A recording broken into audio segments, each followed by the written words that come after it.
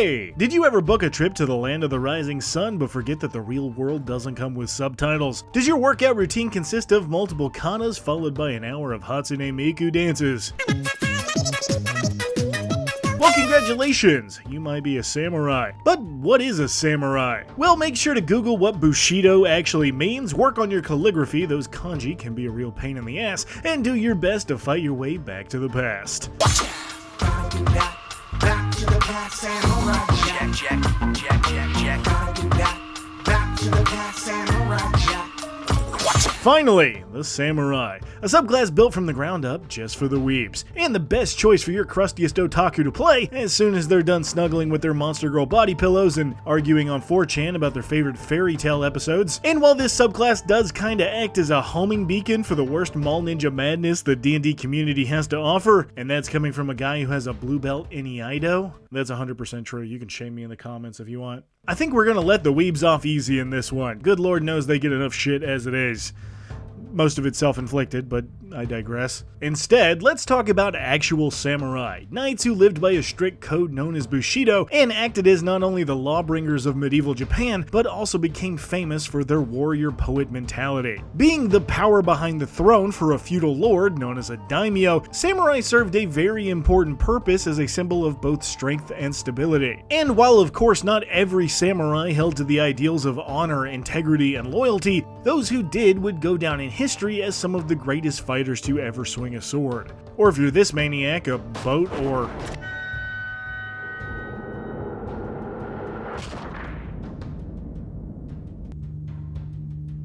This is true for the D&D samurai as well, being heavily based on its real-world counterpart. And while some may use this subclass as an excuse to try to live out their dreams of being an anime protag, while lecturing the entire table on why katanas are the greatest swords of all time, I see the samurai as a character who may struggle to live by a code in a time or place that could challenge that resolve. Maybe they fell out of favor with their daimyo and are forced to travel as a wandering ronin. Or maybe they broke their code and are trying to figure out a way to bring back their honor. Whatever you come up with, just remember, if you lean into this archetype, be respectful, maybe do some reading into what samurai really were, and for the love of Ao, please stop making Kirito clones. Dude's weird.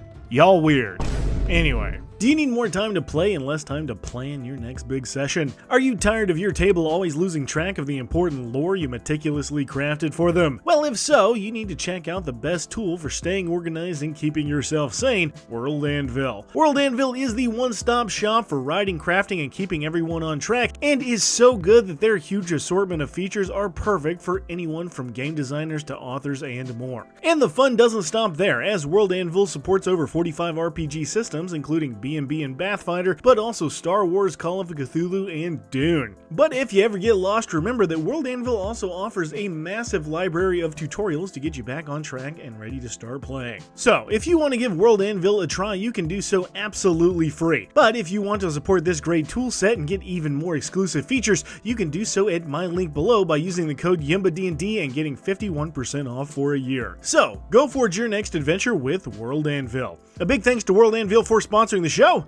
and now, back to the video.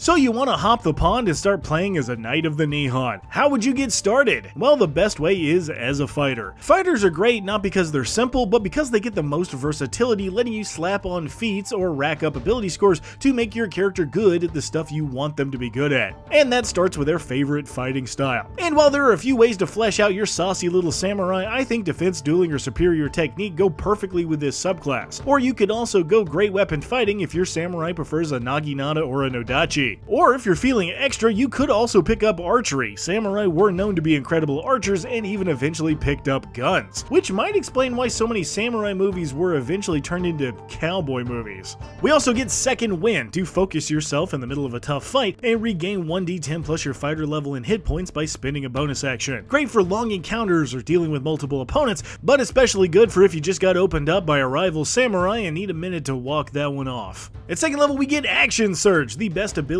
all fighters get, letting you take an entire additional action on your turn. And while this is great for laying into an opponent with a devastating series of strikes, creative uses of Action Surge can make or break a big battle by letting you get to allies quickly, protect yourself with the dodge action, or ready a strike for if another enemy enters your range. But finally, at 3rd level, we've mastered the various warrior arts, studied the ancient writings and wisdom of those who came before us, and figured out how to sit on our feet without our entire legs going numb. In our training, we immediately gain a bonus proficiency in history, insight, performance, or persuasion, or an additional language of our choice. But the legends don't consider you a true warrior poet until you've also learned to open up a can of whoop-ass, which, funny enough, you can find right next to the corn soup in your local Japanese vending machine. So our determination to honor our honor has gifted us with an incredible fighting spirit. Now, 3 times a day as a bonus action, you can draw upon your own strength to give yourself advantage on all weapon attacks until the end of your current turn, and give yourself 5 temporary hit points on top. Kind of like a barbarian's reckless attack,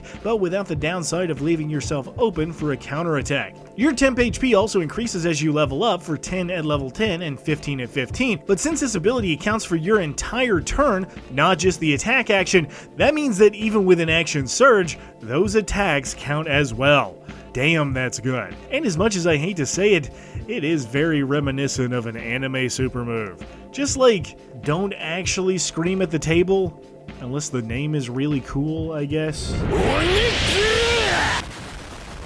But it's 5th level where we get extra attack for 2 attacks per round or 4 with an action surge, cause a fighter with a cool sword is kinda like a kid on the playground when it's time to go home.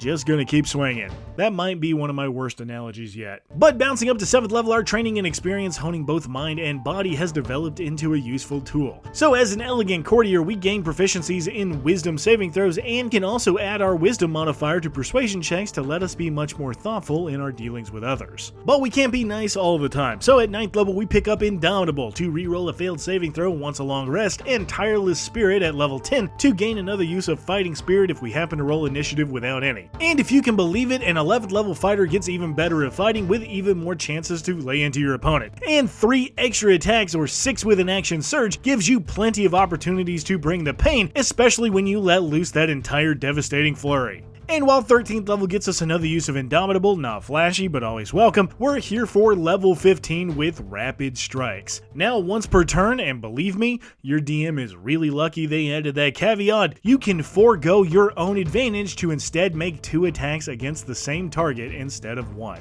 And would you looky there, someone learned from the start how to give themselves that sweet advantage for an entire turn, and can now make 3 attacks per round, 6 with an action surge, and 7 with your Rapid Strikes. 5 of those being at advantage, and 6 and 7 being there just in case there's anything left.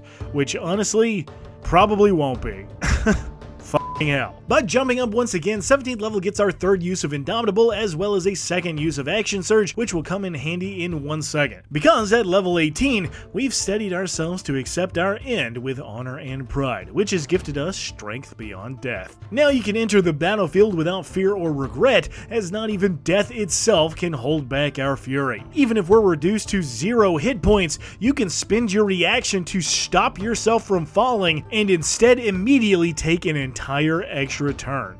Not an action, a whole new turn, which means you can move and use any other abilities including Action Surge to make sure you take your opponent down with you with a whole new round of strikes. So not only do you get to keep going, even though you should probably be dead, you instead get to look a lich directly in the eye and hit him with the world's fattest no you. Absolutely, certifiably insane.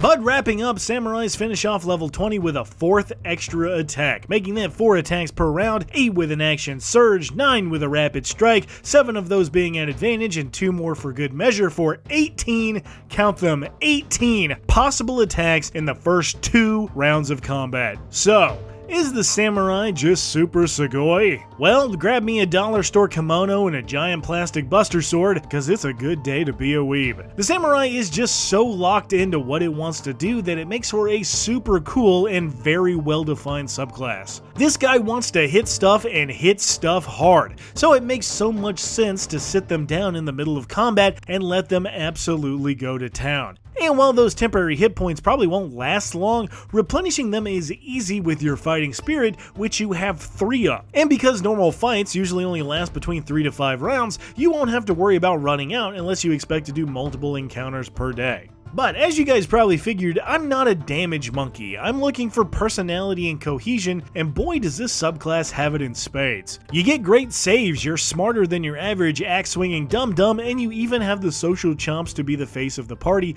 all of which is super fun outside of combat. And if that wasn't all, you could easily lean into other subclasses to even further flesh out your samurai's backstory, and the Oath of the Crown Paladin is an incredible fit. But for even more utility, Swashbuckler, Bladesinger, Swordsbard, Hexblade, or any barbarian also benefit from everything you do, and that kind of versatility is not easy to find. But even if you don't want to complicate things with a bunch of extra stuff, the Samurai is one of the best pure fighters in the game, hands down. And with a huge pool of real-world history and stories to draw from, you'll never run out of inspiration when it comes to making your character. Let's just make sure the bottle-cutting weebs don't ruin our fun, okay? But if your gym playlist is full of anime OPs, your kanji power tattoo actually says chicken sandwich, and you know for sure you need to go all out just this once, guess what? You might be a samurai.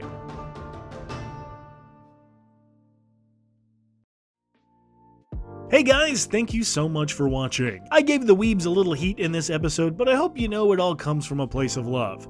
A little bit of hate, but mostly love. But I guess as the resident weeb of the 5e space, I can dish a little spice every now and then. But if you're not too mad at me and want to like, comment, or subscribe, you can do so below. You have no idea how much it helps the channel grow, and I appreciate it very, very much. Also, if you really like me and want to help support the channel, you can do so over on Patreon, with members getting a shout out for as little as $1, and higher tiers getting ad-free videos and exclusive polls, with the highest tier getting games DM'd by me. And to those guys, Miles Not Yard, Soros Sid, Spider Lover, King Osiris, and Tedzy, y'all are the best, and I can't wait for the next session. And finally, if you want even more dumb stuff from yours truly, you can check out the Discord server. We're always having fun over there. But until next time, thanks for hanging out, and I'll see you very soon.